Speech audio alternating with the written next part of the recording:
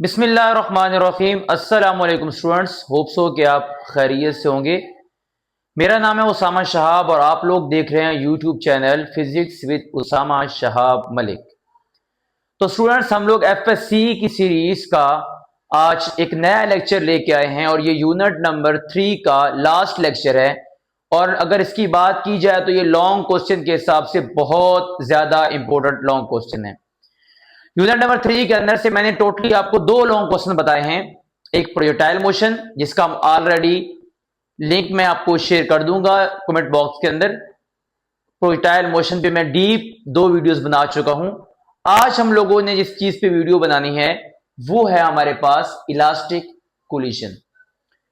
इससे पिछले वाले वीडियो में जो मैंने कल पोस्ट की थी उसमें मैंने आप लोगों को इलास्टिक और इन इलास्टिक कोलिजन के बारे में बता दिया कि इलास्टिक कोलिजन ऐसा कोलिजन होता है जिसके अंदर काइनेटिक एनर्जी भी कंजर्व रहती है और लीनियर मोमेंटम भी कंजर्व रहता है। जबकि इन इलास्टिक कोलिजन एक ऐसा कोलिजन है जिसके अंदर काइनेटिक एनर्जी कंजर्व नहीं होती बट लीनियर मोमेंटम जो है वो कंजर्व होता है। ये मैं कल ऑलरेडी आप लोगों को इसके ब्रीफली डिस्क्राइब कर चुका हूं। आज हम लोगों ने जो पढ़ना है टॉपिक, उसका नाम है elastic collision in one dimension. तो स्टूडेंट्स, हम लोग देखते हैं कि क्या हुआ। एक बॉडी थी जिसका मास था m1 और एक बॉडी थी जिसका मास क्या था, m2 था। दोनों एक ही डायरेक्शन में मूव कर रहे थे और m1 जो है यानी कि इसकी जो इनिशियल वेलोसिटी थी वो हम लोगों ने u1 ली है और m2 की जो इनिशियल वेलोसिटी थी उसको हम लोगों ने u2 लिया। Initial means before collision, collision से पहले की जो वेलोसिटी है वो मैंने u1 और u2 ली और आफ्टर कोलिजन मैंने m1 और m2 की जो वेलोसिटी है वो v1 और v2 ली है।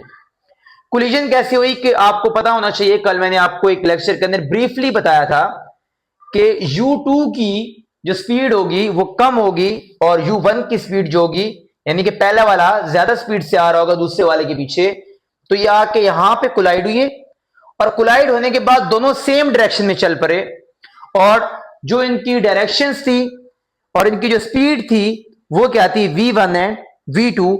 हम लोगों ने v1 और v2 को फाइंड करना है इलास्टिक कोलिजन के अंदर, वन डायमेंशन के अंदर। तो स्टूडेंट दोबारा सुने, पहले इलास्टिक कोलिजन ऐसे कोलिजन को बोलते हैं जिसमें आपके काइनेटिक एनर्जी और लीनियर मोमेंटम दोनों कंजर्व रहते हैं। क्लियर हो गया यहां तक। फिर हमने elastic collision in one dimension की जब बात की तो एक बॉल मास m1 के साथ ऐसे ट्रेवल कर रही है और दूसरी बॉल मास m2 के साथ इसके आगे मूव कर रही है और इसकी बिफोर कोलिजन वेलोसिटी मैंने u1 ली है और इसकी बिफोर कोलिजन वेलोसिटी मैंने u2 ली है। u1 u2 से ग्रेटर होगी तो u1 जाके u2 को यहां पे कोलाइड करेगी। कोलाइड मतलब होता है टकराना, और जैसे इन्होंने कोलाइड किया तो ये एक ही डायरेक्शन में दोनों मूव करने लग गए। पहले भी एक ही डायरेक्शन में मूव कर रहे थे बट अब दोनों साथ साथ मूव कर रहे हैं और v1 और v2 वो वेलोसिटी है जो आफ्टर कोलिजन थी। हम लोगों ने law of conservation of momentum जो कि पिछला लेक्चर है उसको यूज करते हुए मोमेंटम को कंजर्व करने, और फिर इलास्टिक कोलिजन है तो काइनेटिक एनर्जी भी कंजर्व होगी। ये कंजर्व करके हम लोग इसको सॉल्व करने जा रहे हैं। तो हम लोग स्टार्ट करते हैं मोमेंटम से। लास्ट में मैंने बताया था कि मोमेंटम का फार्मूला स्टूडेंट्स क्या होता है, P is equal to m और v। और अगर मैं इस बॉल के लिए लिखूंगा तो मैं लिखूंगा m1 u1, क्योंकि मैं बिफोर कोलिजन में बता चुका हूं कि मैंने वेलोसिटी u ली हुई है, प्लस m2 u2, यानी कि ये टोटल जो मेरे पास मोमेंटम है, टोटल मोमेंटम m1 का मोमेंटम प्लस m2 का मोमेंटम बिफोर कोलिजन है ये वाला। मैं यहां पे लिख देता हूं छोटा सा आप लोगों के लिए कि ये क्या है, बिफोर कोलिजन, और ये हमारे पास क्या आ गया, आफ्टर कोलिजन। सिर्फ मैंने समझाने के लिए आप लोगों को एक वेलोसिटी को u1 और u2 लिया हुआ है और आफ्टर कोलिजन वाली को मैंने क्या लिया हुआ है, v1 एंड v2। इस इक्वेशन को मैंने इक्वेशन नंबर ए का नाम दे दिया। ये तो मोमेंटम कंजर्व का मैंने बता दिया। अब बिफोर कोलिजन काइनेटिक एनर्जी क्या थी, तो काइनेटिक एनर्जी का बच्चों फार्मूला होता है 1/2 mv²। और अगर मैथ्स 1 के लिए होगी तो m1u1 का स्क्वायर प्लस m2u2 का square is equal to, after जब कोलिजन होगा तो u की जगह पे सिर्फ v आ जाएगा। वही बात जो ऊपर लिखी है हम लोगों ने कि बिफोर कोलिजन हम लोगों ने जो वेलोसिटी ली है वो u ली हुई है, और आफ्टर कोलिजन हम लोगों ने जो वेलोसिटी ली हुई है वो v ली हुई है। इसके रिस्पेक्ट से मैंने पहले कंजर्वेशन ऑफ मोमेंटम को डिफाइन किया और फिर मैंने कंजर्वेशन ऑफ काइनेटिक एनर्जी को यहां पे लिख दी है। तो थोड़ा सा इस इक्वेशन को देखें, 1/2 यहां पे भी है, इधर भी है, कॉमन आके कटिंग हो जाएगी, यहां पे भी है, यहां पे भी है, तो 1/2 क्या हो गया, कैंसिल हो गया। ठीक है, ओके। और इसकी अगर बात की जाती है तो m1u1 माइनस, हमने सिर्फ क्या करना है कि इक्वेशन नंबर ए में से v1 वाली वैल्यू को एक तरफ ले आना है जिसके साथ 1 है, यानी कि मैथ्स 1 की दोनों वैल्यू को एक तरफ ले आओ और मैथ्स 2 की दोनों वैल्यू को दूसरी तरफ ले जाओ। ठीक है जी, मैंने क्या किया, m1u1 यहां से m1v1 को इधर लेके आया तो ये क्या हो गया, m1u1 माइनस m1v1, और यहां पे m2v2 पहले से था और m2u2 उधर जाके क्या हो गया, m2u2 माइनस हो गया। क्लियर, मैंने m1 वाली वैल्यू को एक तरफ कर लिया और m2 वाली वैल्यू को एक तरफ कर लिया। यहां से मैं m1 कॉमन ले सकता हूं, मैंने कॉमन ले लिया, अंदर बच गया u1 माइनस v1, और यहां से मैंने कॉमन ले लिया m2, तो अंदर क्या बच गया, v2 माइनस u2। इस इक्वेशन को मैंने इक्वेशन नंबर 1 का नाम दे दिया। इसी तरीके से काइनेटिक एनर्जी के लिए भी हम लोग करेंगे। मैंने बताया कि 1/2 कटिंग हो जाएगी, जैसे कि मैंने यहां पे कटिंग कर दी, m1u1 की वैल्यू एक तरफ आ गई, और ये जो है m1, यहां पे मेरे पास m1 है, बल्कि ऑलरेडी हम लोग कर चुके हैं, m2 ही है इधर। हमने क्या किया, सिंपली ये जो वैल्यू थी m1u1 ये, और m1v1 इसको एक तरफ लेके आ गया जैसे ऊपर इक्वेशन में किया, और दूसरा m2v2 और m2u2 उधर जाके क्या हो गया, माइनस हो गया। दोबारा सुने, यहां से थोड़ा सा कॉम्प्लिकेशन है। पहले मैंने इस इक्वेशन की m1 वाली वैल्यू एक ये है और एक ये है, इन दोनों को मैंने इकट्ठा कर लिया तो m1u1 ये वाली, और ये जाके क्या होगी, माइनस m1v1। और दूसरी मेरे पास m2 वाली वैल्यू क्या है, m2u2 और m2v2, इन दोनों को मैं एक तरफ ले गया, m2v2 पहले से वहां पे था, m2u2 जिधर आके माइनस हो गया। क्लियर, यहां से m1 कॉमन ले लिया, अंदर जो बच गया वहां से ये। काइनेटिक एनर्जी का मैंने क्या किया, m1 वाली वैल्यू एक ये है मेरे पास और एक m1 वाली ये है, तो दोनों को एक तरफ ले आया, और m2 वाली वैल्यू एक मेरे पास ये है और एक ये है, इन दोनों को एक तरफ ले गया। वहां भी सेम काम किया मैंने, m1 और m2 को कॉमन लिया, बट अब यहां पे u1 का स्क्वायर आएगा क्योंकि फार्मूले में स्क्वायर स्क्वायर आ रहा था। यहां पे सिंपल u1 माइनस v1 आया था, यहां पे u1 का स्क्वायर माइनस v1 का स्क्वायर और v2 का स्क्वायर माइनस u2 का स्क्वायर आ गया। तो ये मेरे पास क्या बन गई, इक्वेशन नंबर 2 बन गई। सिंपल क्या करना है आप लोगों ने, m1 वाली को एक तरफ ले आना है, m2 वालों को दूसरी तरफ ले जाना है, कॉमन लेके हम लोग इसको ऐसे इक्वेशंस बना लेंगे। अब क्या करना है, अब इक्वेशन नंबर 1 और इक्वेशन नंबर 2 को आपस में करना है डिवाइड। कर लिया जी डिवाइड, m1u1 कौन सी इक्वेशन है, ये वाली, मैं इसको हाईलाइट कर देता हूं, ये इक्वेशन है एक, इसको मैंने कहां पे लिखना है जी, m1u1 का स्क्वायर माइनस v1 का square is equal to m2v2 का स्क्वायर माइनस u2 का स्क्वायर। इसको मैं किससे डिवाइड कर रहा हूं, m1 से, यानी कि जो इक्वेशन नंबर मेरे पास 1 है इससे मैंने इसको डिवाइड कर दिया। ठीक है जी, ये आ गया। अब देखिए स्टूडेंट्स, a माइनस बी का, A square minus B square का जो फार्मूला होता है वो होता है a प्लस बी और a माइनस बी, इधर भी a प्लस बी और a माइनस बी। तो कटिंग होने के बाद मेरे पास वैल्यू बचेगी u1 plus v1 is equal to v2 plus u2। ये आप लोग जैसे सॉल्व करेंगे तो इजीली आप लोगों ने सिंपल क्या किया कि a square minus B square को a प्लस बी और a माइनस बी लिखा, यहां पे a square minus B square को a प्लस बी और a माइनस बी लिखा, तो मेरे पास m से कट गया ये वाला, M2 से कट गया, और ये एक जो है माइनस वाली वैल्यू से कट गया, प्लस वाली रह गई, और ये एक माइनस वाली वैल्यू से कट गया, प्लस वाली वैल्यू रह गई। तो मेरे पास सिर्फ दो वैल्यूज बच गई हैं, u1 plus v1 is equal to v2 plus u2। मैंने क्या फाइंड करना है जी? फाइनल वेलोसिटी का v1 की वैल्यू फाइंड करनी है। तो मैं v1 की वैल्यू कैसे फाइंड करूंगा? ये जो इक्वेशन नंबर मेरे पास a है, इक्वेशन नंबर ए के अंदर मैं इस इक्वेशन से वैल्यू निकालता हूं v2 की। v2 की तरह ये है, इसको इधर ही रहने दो, u1 प्लस v1, और u2 इधर आके क्या हो जाएगा? माइनस हो जाएगा। ठीक है, ये किसकी वैल्यू आ गई?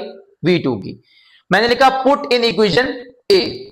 ठीक है जी, m1 u1 plus m2 u2 plus m2 u2 is equal to m1 v1 is equal to m1 v1 plus m2 और v2 की जगह पे मैंने ये जो वैल्यू ली है इसको मैंने यहां पे पुट कर दिया।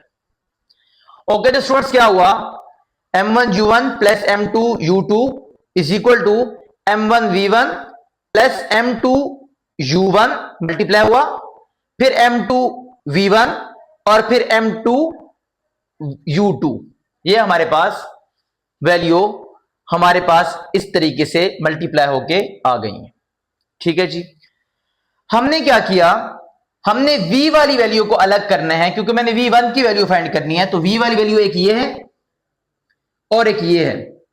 तो मैंने क्या किया? m1 v1 से m1 को कॉमन ले लिया, v1 को कॉमन ले लिया, तो क्या बच गया? m1 और प्लस m2 v1 जो है वो बाहर आ गया। बाकी वैल्यू को किधर किया? m1 u1 ये वाली, m2 u2 ये वाली, m2 u2 ये कहां से आई है? ये वाली m2 u2 यहां माइनस था, इधर आगे क्या हो गया? प्लस हो गया, और m2 u1 यहां प्लस था, इधर आगे क्या हो गया? माइनस हो गया। सिंपल। हमने क्या किया? u1 को कॉमन ले लिया, तो u1 वाले कौन कौन से हैं? एक ये, एक ये, तो क्या आ जाएगा? m1 ये वाला माइनस m2, और u1 मैंने कॉमन ले लिया, यहां से मैंने u2 कॉमन लिया, तो क्या बच जाएगा? भले कॉमन नहीं लिया, बल्कि m2 u2 और m2 u2 एक एक क्या हो गया? दो हो गए, तो 2m2 u2 मैंने कॉमन लिया, बाहर निकाल लिया, तो मेरे पास अब क्या वैल्यू आ गई? 2m2 u2 आ गई। और ये वाली वैल्यू जो थी m1 प्लस m2 को इधर नीचे आके डिवाइड करवा दिया, तो ये मेरे पास v1 की वैल्यू स्टूडेंट्स आ गई है। v1 की वैल्यू हम लोगों ने किस तरीके से फाइंड की?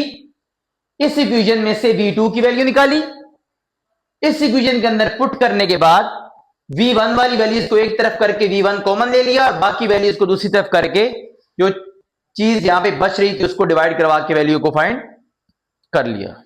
तो अब हम लोग फाइंड करेंगे, v1 फाइंड कर लिया हम लोग को, जब फाइंड करना है v2।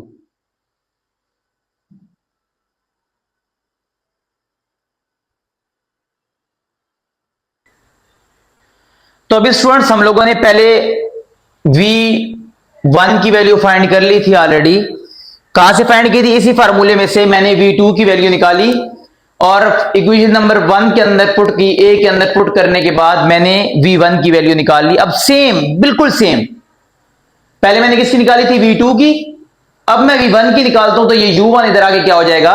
माइनस हो जाएगा। v2 प्लस u2 और माइनस u1, ये जो वैल्यू है इस वैल्यू को उठा के पुट करना है इक्वेशन नंबर ए के अंदर। तो चलिए जी पुट करते हैं। इक्वेशन नंबर ए क्या थी? m1 u1 plus m2 u2 plus m2 u2 is equal to m1 v1। m1 और v1 की जगह मैंने पुट कर दिया v2 plus u2 minus u1, और आखिर में क्या है? Plus m2 v2 plus m2 v2। सिर्फ मैंने इक्वेशन नंबर 1 में इससे पहले क्या किया था? इससे पहले मैंने v2 की वैल्यू यहां से निकाल के पुट की थी, अब मैं v1 की वैल्यू यहां से ही निकाल के पुट कर रहा हूं। तो सिंपल, बहुत ही सिंपल सा केस है ये, ठीक हो गया। m1 u1 plus m2 u2 is equal to m1 v2, multiply होगा तो m1 v2 plus m1 u2 plus minus minus m1 u1 और प्लस m2 v2 आ गया। अब हम लोगों ने क्या फाइंड करना है, V2। तो V2 किस किस के साथ है स्टूडेंट्स, इसके साथ और इसके साथ। बाकी जो वैल्यूज हैं उसमें क्या है, M1U2, तो ये इधर क्या हो जाएगा माइनस M1U2, और यहां पे माइनस M1U1 है, तो ये इधर क्या हो जाएगा प्लस M1U1। पीछे क्या बच गया, ये मैंने V2 लिया कॉमन, तो बच गया M1 प्लस M2 और V2। बाकी जो वैल्यू यहां बची थी माइनस वाली इधर आ गई होगी प्लस, और ये M1 जो U2 था ये इधर प्लस था, इधर आगे क्या हो गया माइनस हो गया।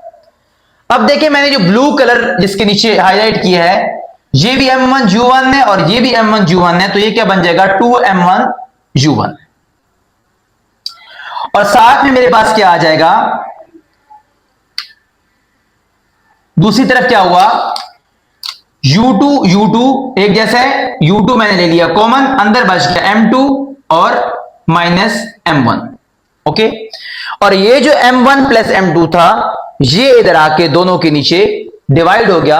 इस तरीके से मैंने V1 और V2 की वैल्यू इलास्टिक कोलिजन से फाइंड कर ली है। सबसे बेसिक चीज क्या थी, ये इक्वेशन थी, ओके, फिर काइनेटिक एनर्जी की इक्वेशन थी, उन दोनों को हम लोगों ने सॉल्व किया कि M1 वाली वैल्यू को एक तरफ ले गए और M2 वाली वैल्यू को एक तरफ, दोनों के अंदर लेके गए, दोनों इक्वेशन को कराया डिवाइड, दोनों इक्वेशन की कटिंग, और कटिंग करने के बाद मेरे पास ये इक्वेशन आ गई जो फाइनल इक्वेशन आ गई।